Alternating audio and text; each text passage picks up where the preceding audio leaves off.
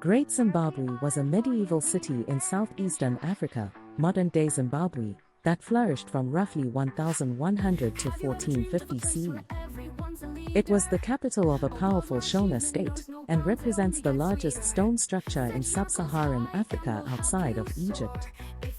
The name Zimbabwe derives from the Shona phrase Zimbabwe, meaning houses of stone, a testament to the remarkable drystone architecture that defined its elite center.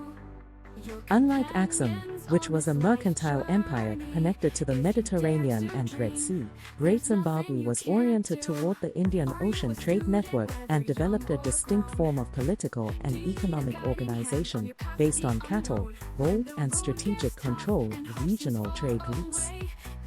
1. Economic organization, cattle, gold, and commerce. The economy of Great Zimbabwe was built on a combination of pastoralism, mining, and long-distance trade. Its location was strategically chosen to control resources and trade routes linking the interior of southern Africa with the Swahili coast.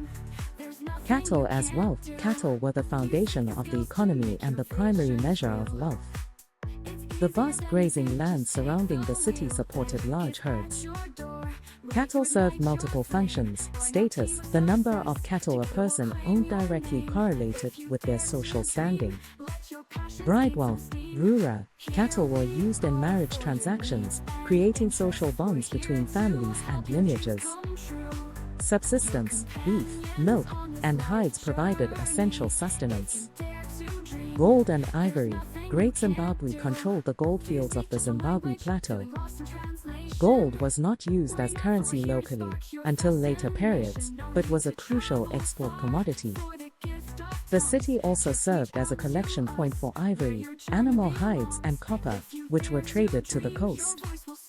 The Indian Ocean Trade Network. Great Zimbabwe was a key inland node in the trade network that connected Africa to the Indian Ocean.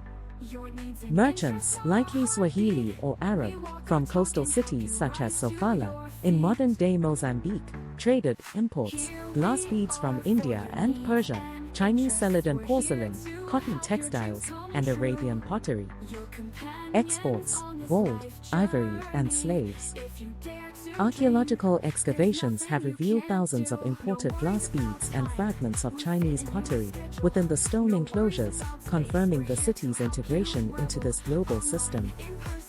Great Zimbabwe itself did not have a coastline, but it exercised indirect control over the inland trade routes that fed Sofala. Agriculture. The surrounding population practiced mixed farming, cultivating sorghum, millet, and later crops introduced from the Indian Ocean trade, such as bananas and Asian yams, which allowed for more intensive agriculture and supported the large non-farming population within the urban center. 2. Political organization. Centralized kingship and sacred authority. Great Zimbabwe was the center of a highly centralized state that exercised authority over a wide territory, likely extending over much of modern Zimbabwe, parts of Mozambique, and Botswana. The political system combined secular power with sacred authority. The king, Mambo, at the apex was a king, referred to in oral traditions as the Mwene Mutepa, meaning lord of the conquered lands or master of the plundered lands. The king's authority was absolute and derived from a combination of control over wealth. The king controlled the gold trade and the distribution of cattle.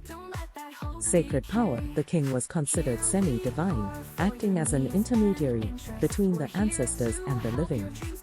His ritual role was essential for the prosperity and reign of the kingdom. Centralized administration. The state was organized through a hierarchy of chiefs who governed provincial areas. These local chiefs owed allegiance to the king, collected tribute in gold, cattle, and grain, and supplied labor for royal projects. The construction of the massive stone structures required a centralized authority capable of mobilizing and organizing thousands of laborers. The hill complex and the great enclosure. The architecture itself reveals the political organization. The site is divided into three main architectural groups: the hill complex, the oldest and most sacred part, likely the royal residence and the center of ritual authority. It was probably where the king lived and where religious ceremonies, connecting the ruler to the ancestors, took place. The Great Enclosure, the largest ancient structure in sub-Saharan Africa, featuring a towering curved wall and a mysterious conical tower. It likely served as the royal palace for the king's principal wife, Mambo Mukatsi, or as a space for elite ceremonies. The Valley Complex, a series of smaller stone enclosures that housed the nobility, wealthy merchants, and administrators. This spatial segregation, with the king on the hill, the elite in the valley, and the commoners in surrounding Doga, mud brick, houses reflects a highly stratified political and social hierarchy. 3. Social organization, hierarchy, lineage, and gender. Social organization at Great Zimbabwe was deeply hierarchical, structured around lineage, status, and gender roles, all of which were reflected in the settlement layout and material culture. Social stratification. Society was divided into distinct classes. The royal elite occupied the stone enclosures. They controlled political power, religious authority, and access to luxury goods, imported beads, porcelain, fine ironwork. Their status was reinforced by their physical separation from the common population. The commoners lived in doga, clay, houses outside the stone walls. They were the farmers, herders, miners, and laborers who sustained the city through their productive labor and tribute. Craft specialists. Evidence of iron smelting, gold working, and silkstone carving indicates the presence of specialized artisans. The famous silkstone birds, found on the hill complex, were likely ritual objects associated with the king and symbolized royal authority. These artisans, while not necessarily elite in wealth, held specialized status due to their skills. Lineage and kinship. Society was organized around patrilineal clans. The ruling dynasty was the Shona people, whose language and cultural practices form the basis of the modern population of Zimbabwe. Ancestral veneration was central. The king's legitimacy rested on his role as the chief mediator with the royal ancestors. Gender roles. The layout of the city suggests distinct gendered spaces. The Great Enclosure, associated with the queen, was a physically separate domain. Oral traditions from later Shona states indicate that women of the royal family, particularly the king's sister, the Nyamukoho, held significant political influence, often acting as kingmakers or controlling royal succession. Women also played crucial roles in agricultural production and pottery. 4. Architecture as a reflection of organization. The most visible legacy of Great Zimbabwe is its architecture, which serves as a physical manifestation of its social and political organization. Drystone masonry. The walls were constructed without mortar, using carefully shaped granite blocks. The technical skill required demonstrates a high level of craft specialization and centralized organization. Symbolism. The towering walls, some up to 11 meters (36 feet) high and 5 meters thick at the base, were not primarily defensive.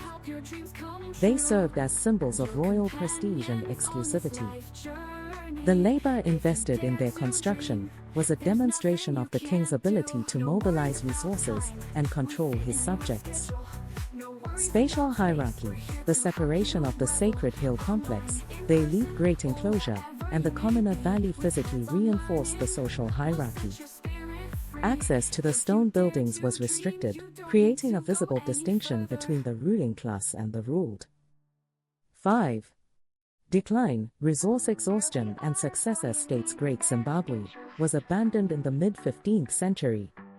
The reasons for its decline were complex: resource depletion, intensive use of the surrounding land for agriculture and grazing, combined with deforestation for construction and smelting, led to environmental degradation and soil exhaustion.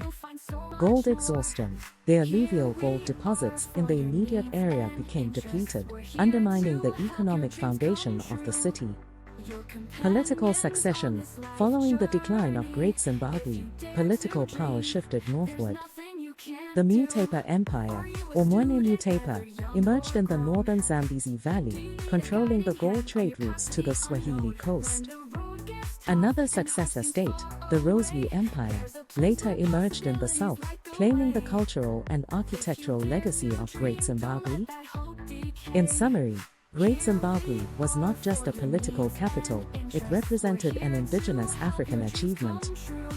Its remarkable architecture and complex social organization challenged colonial narratives that underestimated its significance.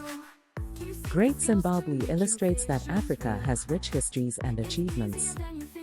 If you're intrigued, dive deeper into African history and explore this incredible civilization further.